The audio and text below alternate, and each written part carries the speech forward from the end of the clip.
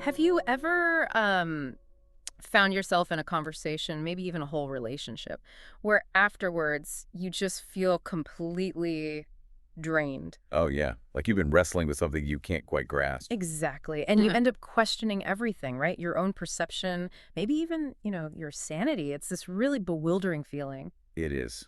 And it's more common than people think. Well, today we're going to try and pull back the curtain on that. We're taking a deep dive into the complex world of narcissistic behavior. hmm We really want to strip back the layers, understand what actually drives it, look at the manipulative tactics they use, Yeah, the how. right? The how, and crucially, give you some knowledge, some tools maybe for clarity and, frankly, self-preservation. And the material we're drawing on today is from some recent YouTube content that gives a really um, fresh take on it. Fresh how. Well, it digs into the sort of science behind it, the specific tactics, almost like a breakdown of the manipulation playbook. It even calls some of them diabolical tactics. Okay, diabolical tactics. Sounds intense. So this should be a journey toward understanding, maybe getting some of those aha moments that really help you navigate things with more awareness. Hopefully, yeah, those moments of clarity can be really powerful. Definitely.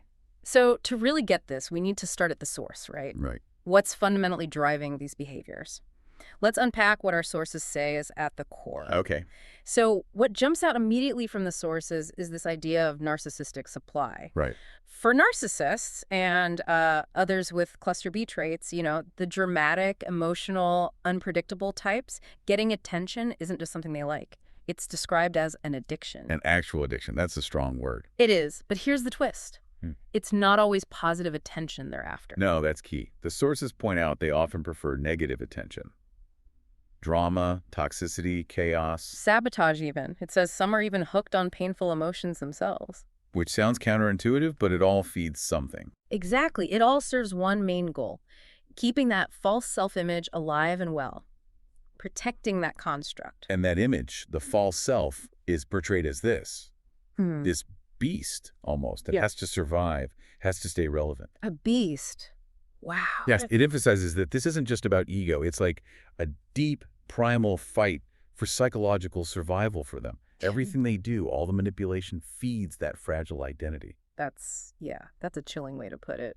And the sources link this drive to our basic biology, suggesting they often operate from the reptilian brain. What does that mean in practice? Well, the reptilian brain concept, it refers to the oldest part of our brain. Think Yeah. basic survival instincts.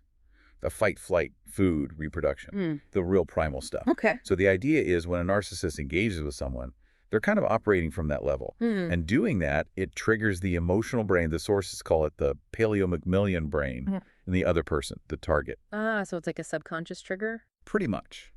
Their primal need for attention hooks into our basic emotional responses. Your reaction, anger, confusion, fear, distress, that's the supply they're after. It creates this feedback loop. An emotional feedback loop they exploit.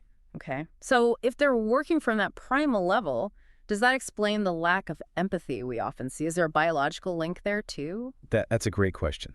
And yeah, the research highlighted in the sources points exactly there. It mentions findings about individuals with NPD having less developed brain matter in areas linked to empathy. Less developed brain matter. Yeah. It offers a biological angle on those impairments with interpersonal functioning that are so characteristic. It suggests the empathy gap isn't just a choice. There might be a physiological component. That doesn't excuse the behavior, of course. Not at all. But it adds a layer to understanding their internal world. Right. Okay, so we've looked inside at the drives, the empathy gap. Now, how does this translate outward into the tactics they use? This is where you said it gets diabolical. This is the how they get what they want part. Yeah. And yeah, the sources really focus on some potent tactics, especially early on. They talk about neuro-linguistic programming, NLP. NLT, I've heard of that. It's usually about communication influence. Right, but here it's framed as a diabolical tactic used to spellbound others Spellbound. through specific techniques. Repeated use of certain words, key phrases, even a specific tone of voice, all designed to create a state or belief in the target. But the really unsettling part, the mimicry. Mimicry. Yeah, they become masters at copying others. The sources say they study perhaps the reptilian systems of others in order to mimic him or her, not just gestures, but tone, keywords, your hopes, your fears. Whoa. So they're like mirroring you back, but maybe an idealized version? Exactly. A profound mimicry. It makes them seem less of a threat initially. During that love bombing stage, they can seem heaven sent. Like they just get you. Precisely. Like copying and downloading another you, or even an evil twin, as the sources put it. It builds this intense but totally false sense of connection really fast. Okay, that's, yeah, deeply unsettling. And how does this connect with gaslighting? Because our sources called that combination their trump card. Right, the trump card. Because it's incredibly effective at disorienting and controlling someone. Yeah. First, the NLP builds that fake intimacy, that familiarity. Makes you lower your guard. Exactly. Then they layer on the gaslighting. But it's not just making you doubt what you remember. It's about putting you in a suggestive state. Suggestive state. Yeah, by hitting these deep pre-programmed triggers. What kind of triggers are we talking about? Powerful personal stuff. Oh. Unresolved fears, echoes of past traumas, maybe specific people or places tied to bad experiences, old wounds from abuse, bad relationships, unresolved pain. Stuff that's often subconscious. Exactly. And once they activate those triggers, you're basically influenced to be in a suggestive state. Then they can, as the sources say, hypnotize and gaslight you.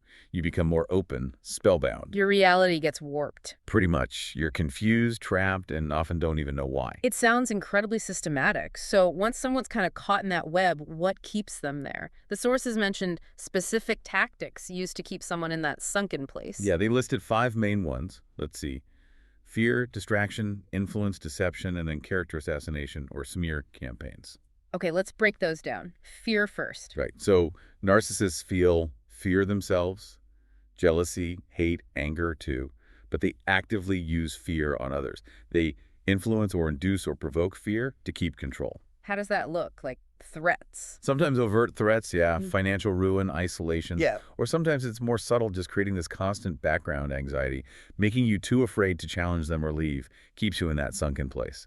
Okay. And fear often goes with distraction, right? Right. Which they achieve through emotional manipulation. Exactly. The sources give that classic example. 1 minute, they're super loving, attentive. Just showering you with affection. Right. Then boom, they switch. Cold, distant, acting like you don't exist. Whiplash. Total whiplash. It's a deliberate mind game. It leaves you spinning, constantly asking, do they love me? What did I do wrong? Am I crazy? And you're so busy trying to figure that out? That you don't see the actual manipulation happening. It's a powerful distraction. Makes sense. Which leads straight into influence, also using emotional manipulation and gaslighting. And the sources say they specifically study a person's emotional IQ.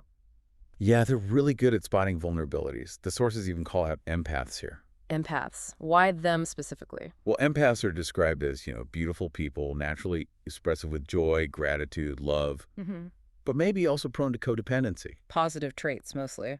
Right. But those very traits can be exploited. Narcissists can easily influence empaths when they're kind of in their emotions and their egos, as the source puts it. When they're feeling deeply, maybe not thinking as critically. Exactly. They use your compassion, your desire for harmony against you, twist your strengths into weaknesses for their control. Ugh. Okay. And then there's deception. The sources say this includes both half-truths and total fabrication. Yeah, basically lying. And the core purpose is always the same. Supply the false self-image. Kicks themselves look good. Always. Often at other people's expense. They'll spin stories, deny facts, twist things to paint themselves in the best light, protect that fragile facade. It's non-stop performance art, really. Which brings us to the last one, maybe the most brutal. Character assassination or smear campaigns. Yeah, this one is incredibly damaging. It's where they try to convince other people that the targeted prey is unfavorable or undesirable. Turning people against you?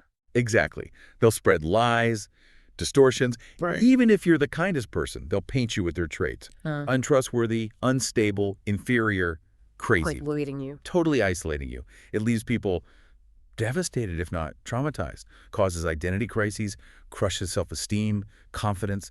It ensures you're trapped, reliant on them. It really does sound like a cycle, all feeding back into protecting that internal engine. Precisely. The sources explicitly state that this false self-image, this beast, is running the whole show. The cocktail of unmet fears, unresolved trauma. And emotional IQs they weaponize. It's all driven by the need to keep that false self alive. Understanding that helps see the desperation behind the grandiosity. Okay, wow. That's a lot. Heavy stuff. But essential to understand. So flipping the script now, what can you, the listener, do. If you recognize this dynamic or just want to protect yourself, the sources offer some really practical tools. Yeah, thankfully it's not all doom and gloom. There are ways to reclaim your power. One starting point is mindfulness and being aware of your body language. Mindfulness, how does that help specifically? Well, the idea is to practice it to help understand what triggers the primal brain in yourself during these interactions. Become aware of your internal state. Okay, and the body language part. This is fascinating because narcissists operate from that reptilian brain. They're apparently absolutely more sensitive to your body language than your words. More than what you say. Yeah, it's not about gender, just their primal detection system. If you project fear or uncertainty non-verbally, even with strong words, they pick up on it. Mindfulness helps you manage those cues, project strength. Okay, managing the nonverbals. Got it. And then there's some very direct advice. Don't waste energy trying to change them. Unequivocal. The sources say, do not continue to waste any time, finances, and/or energy or attempting to change the narcissist. Period. It's a hard truth, but important. Critical. They emphasize your life has purpose. And that purpose isn't fixing someone else, especially someone resistant to change. It's about self-preservation, redirecting your energy. Right. And building on that, the sources call a strong support base a game changer, creating contrast. Absolutely. Spend less time with these types of individuals. A solid support network provides contrast. How so? By spending time with healthy people, interested in positive relationships, you see the stark difference. The toxic versus the harmonious or balanced. Narcissists hate that contrast. They want you isolated. Because it exposes them. Exactly. It weakens their hold. And part of reclaiming yourself involves creating a personal sanctuary. Yes, they really encourage taking time for yourself, creating a personal sanctuary or place of refuge. Why is that space so important? It allows for peace of mind, lets you put things in a clearer perspective, and really importantly, it fosters critical thinking. Which is the opposite of what the narcissist wants. Precisely. When you can think clearly, you see through the manipulation, they lose control, lose supply. So that sanctuary is like mental and emotional defense. To help with that clarity, the sources also offer some really pointed self-reflection questions. Yeah, these are almost diagnostic. Like, do you often feel emotionally, mentally, or psychologically drained after arguments with them? Is there that contrast in how you feel when you're with them versus away from them, which feels better? Right.